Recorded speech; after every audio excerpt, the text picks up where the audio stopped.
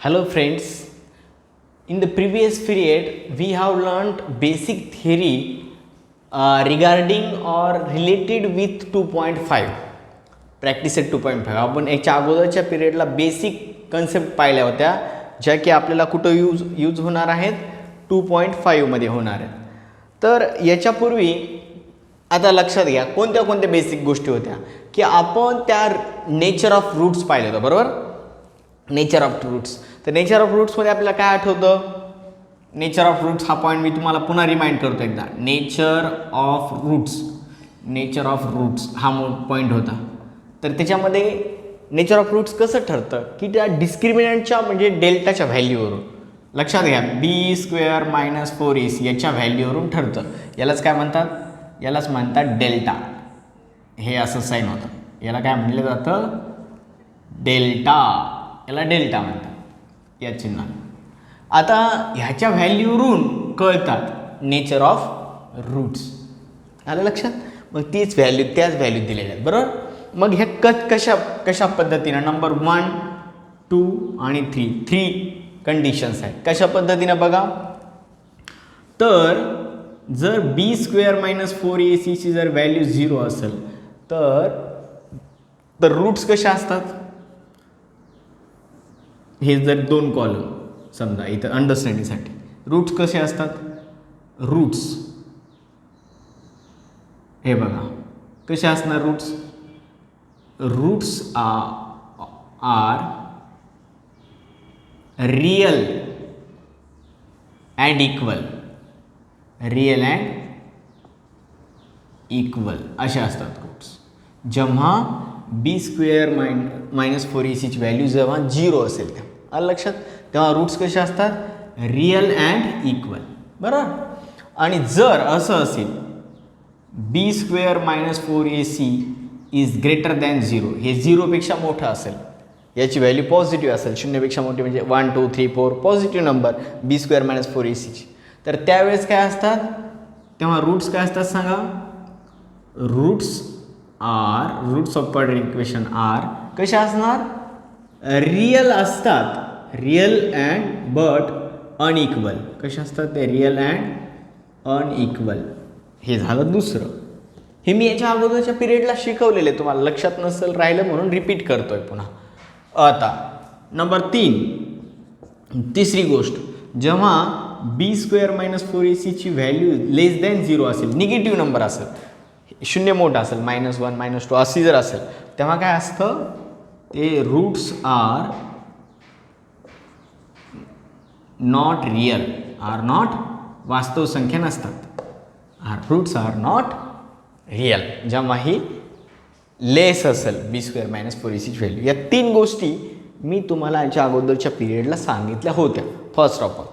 आता याचाच या पहिल्या इक्वेशनमध्ये, पहिल्या प्रश्नामध्ये गॅप्स कंप्लीट करायचे आहेत आपल्याला.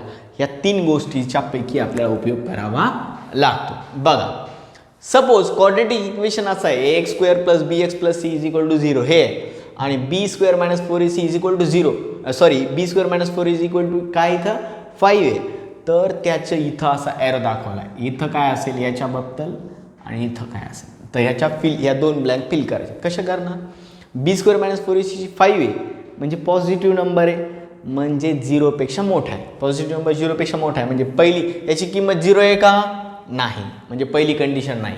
बरं, बी स्क्वेअर मायनस 4 0 पेक्षा मोठे आहेत का 5, हो, पॉझिटिव्ह नंबर 0 पेक्षा मोठेच असणार, ग्रेटर असणार, म्हणून काय लिहायचं त्याचे nature of roots are real and unequal असं लिहावं लागेल. काय लिहावं आपलं सेकंडवाला इथं हे लिहावं लागेल, roots are real and unequal इथं लिहायचं.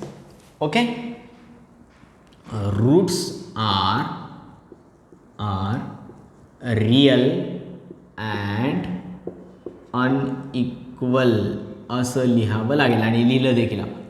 Roots are real and unequal, हे अन आहे UN अनइक्वल, आलं लक्षात,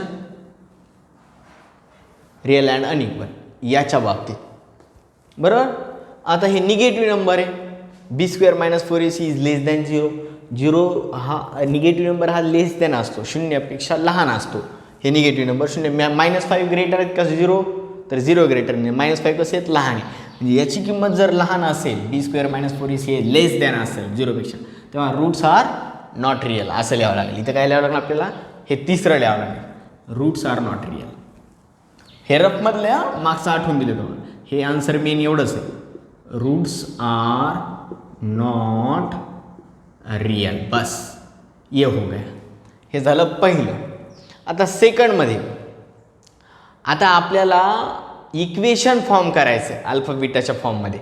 जसं की त्या ठिकाणी तुम्हाला इक्वेशन दिलं होतं. आता हे समजलं, okay.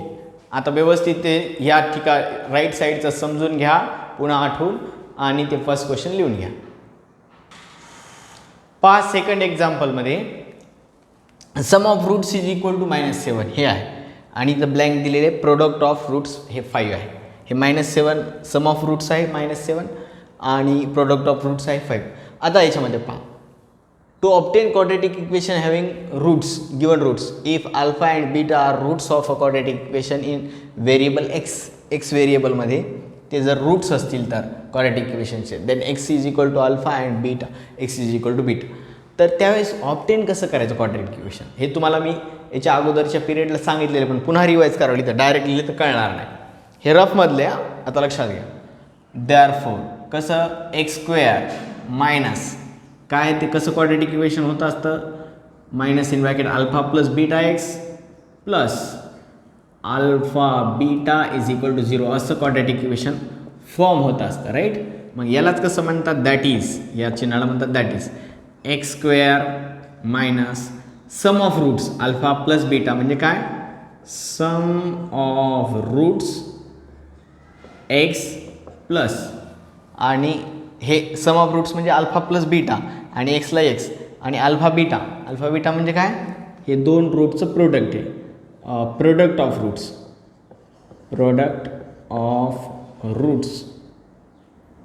Of roots is equal to 0 असं या वर्डिंगमध्ये असं लिहिता येतं त्याला. ओके, इन दिस वे.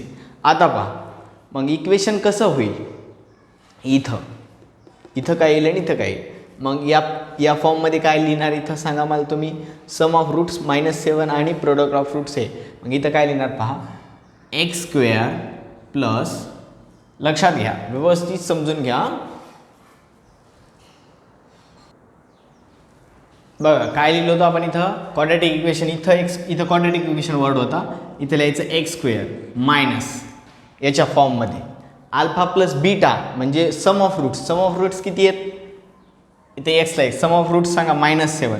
मग इथं ब्रॅकेटमध्ये मी हे रफमध्ये लिहितो अगोदर, चला म्हणजे कळेल तुम्हाला.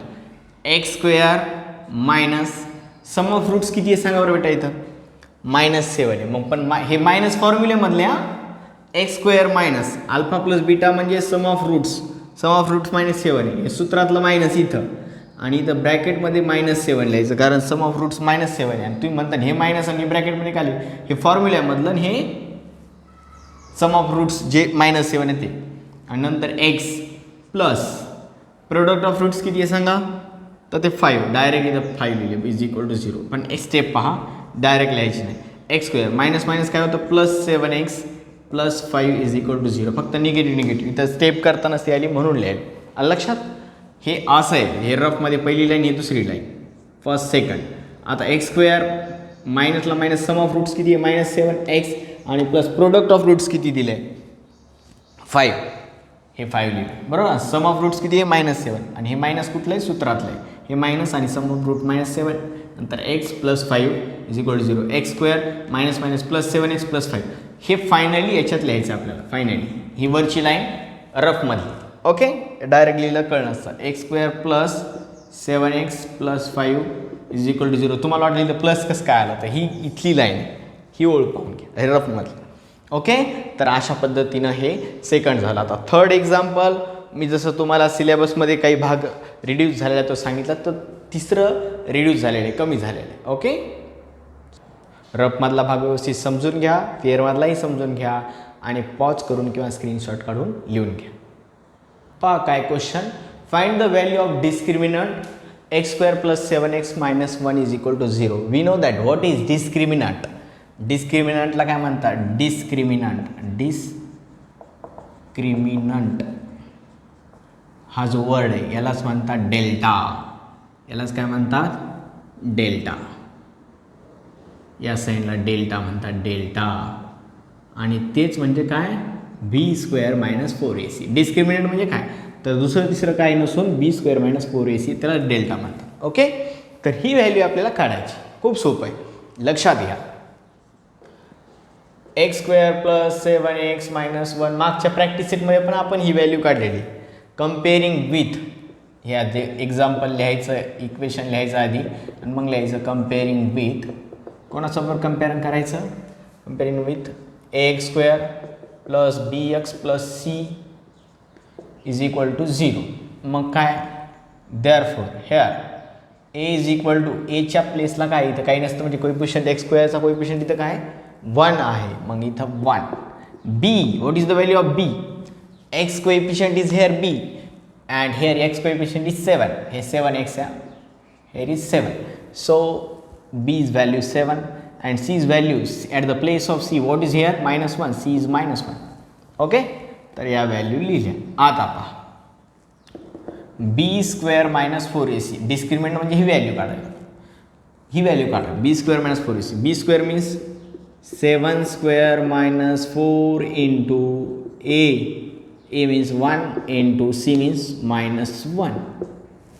7² काय आहे? 49. Okay, 7चा square.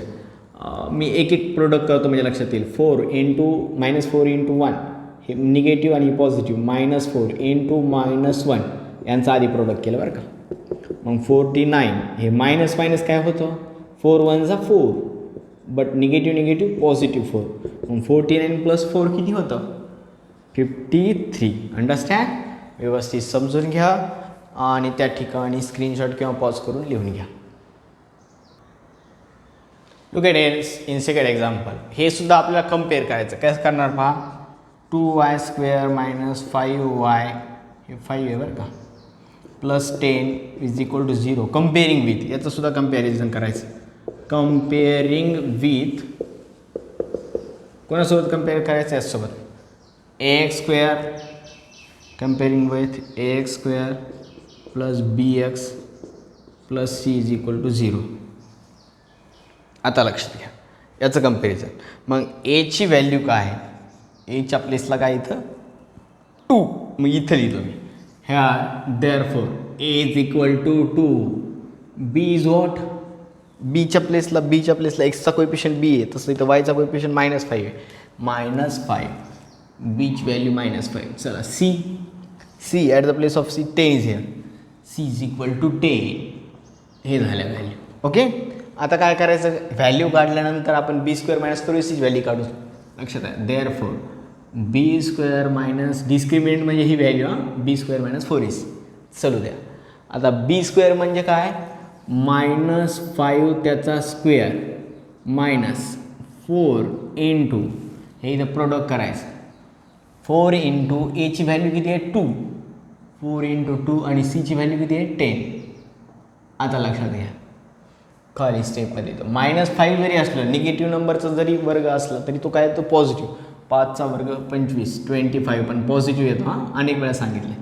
4 2 जा 8 इंटू 10, मग काय येतं? किंवा डायरेक्ट जरी लिहिलं असतं चालतं, पण एक स्टेप. 4 इंटू 2 निगेटिव्ह आणि पॉझिटिव्ह -8, निगेटिव्ह पॉझिटिव्ह निगेटिव्ह आणि इंटू 10 दशालच. चला, हे सबट्रॅक्शन नाही करायचं, गुणाकारच करून घ्या. 8 10 जा 80, हे मायनस. हां, मायनस आणि प्लस हे मायनस. आणि इथं फायनली 80 मायनस, हे बा ह्याचं साईन आता पॉझिटिव्ह आहे, काही नसतं म्हणजे, आणि हे निगेटिव्ह. डिफरन्स साईडचं सबट्रॅक्शन करणार. 80 - 25 हे किती होतं? 80 - 25 पहा बरं. 0 - 5 होणार नाही, तिथं 7 झाले, इथं झाले 10. 10 - 5 5 आणि 7 - 2 हे 5. ओके, 55 येतं. 55 येतं, पण कोणते 55? निगेटिव्ह 55. ओके, तर अशा पद्धतीने निगेटिव्ह साईन, बिगर नंबरचं साईन असतं आन्सरला. अंडरस्टँड? व्यवस्थित समजून घ्यायचं आणि त्या ठिकाणी पॉज किंवा स्क्रीनशॉट करून लिहून घ्यायचं. हां लक्षात द्या, थर्ड एक्झाम्पलमध्ये डिस्क्रिमिनंट म्हणजे काय काढतो आपण, हेच बी स्क्वेअर मायनस 4ac बी स्क्वेअर मायनस 4ac म्हणजे डिस्क्रिमिनंट, तोच काढायचा याच्यामध्ये सुद्धा. मग पहा हे पहा √2x² plus 4x plus 2√2 is equal to 0. ह्याला कम्पेअर करायचं मागच्या स्टेप्स इथल्यासारखंच. कम्पेअरिंग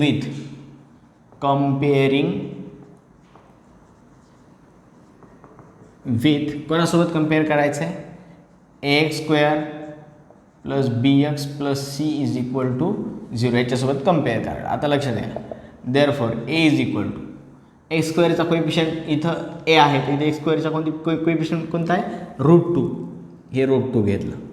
त्याच्यानंतर x इज इक्वल टू एक्सचा कोएफिशियंट इथं b a ची व्हॅल्यू नंतर एक्सचा कोएफिशियंट इथं b आहे, म्हणजे b ची व्हॅल्यू काय येईल, इथं एक्सचा कोएफिशियंट 4 आहे. At the place of b what is here 4. Okay. Next c at the place of c what is here 2√2. हे टोटल नंबर आहे 2√2. हे आहे ABCच्या व्हॅल्यू झाल्या. आता डिस्क्रिमिनंट म्हणजे मी आताच सांगितलं b² मायनस 4ac ची व्हॅल्यू काढा. मग काढू बरं. b² म्हणजे काय, 4² मायनस 4 इंटू, हे इंटू असतं इथं दिसत नसतं पण असतं.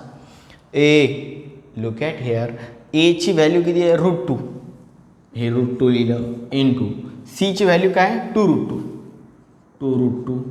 आता आहे 4² किती आहे 16.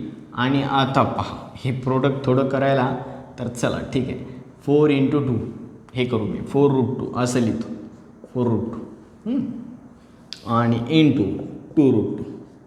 चला स्टेप वाढू द्या, काय अडचण नाही. 4 इंटू √2 4√2, हे जर दोघांच्यामध्ये मल्टिप्लिकेशन नाही लिहिलं तरी चालतं आहे, एकत्र लिहिलं आणि इंटू 2√2. आता काय करायचं, 16. काय करूया, जे बाहेरचं असतं ना याच्यामध्ये, हे सर्ड्स 9th ला होता हा चॅप्टर सर्ड म्हणून, तर ह्या बाहेरच्यांचं प्रोडक्ट करून घ्या.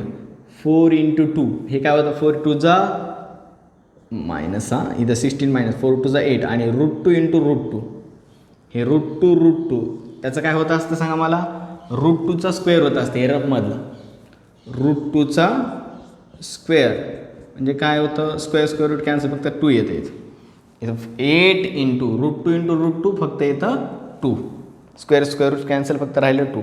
आलं लक्षात. आता समजतंय ना, 4 इंटू 2 2, 4 इंटू 2 8 आणि √2 स्क्वेअर, √2चा स्क्वेअर रूट कॅन्सल होत असतं, फायनली ते 2 येतं. आलं लक्षात. 4 2 जा 8 आणि हे आत्ताच सांगितलं मी, √2 स्क्वेअर म्हणजे काय, √2 स्क्वेअर रूट कॅन्सल फक्त 2 येतं, मग इथं 2 लिहिलं आहे का नाही. याचं दोघांचं काय आलं 2, या दोघांचं 4 2 जा 8 आणि √2 2 असं झालं. आता लक्षात घ्या, 16 हे 8 इंटू 2 मायनस नाही करायचं आधी, मल्टिप्लिकेशन करा. 8 इंटू 2 8 2 जा 16 आणि 16 मायनस 16 किती आले 0. हे मी रफमधलं पुसतो याच्यामध्ये सुद्धा. ओके, हे रफमधलं आहे. आता आहे हे 0 आलं, झालं, एवढंच होतं. समजलं. व्यवस्थित समजून घ्या, पॉज करून किंवा स्क्रीनशॉट काढून लिहून घ्या. ओके.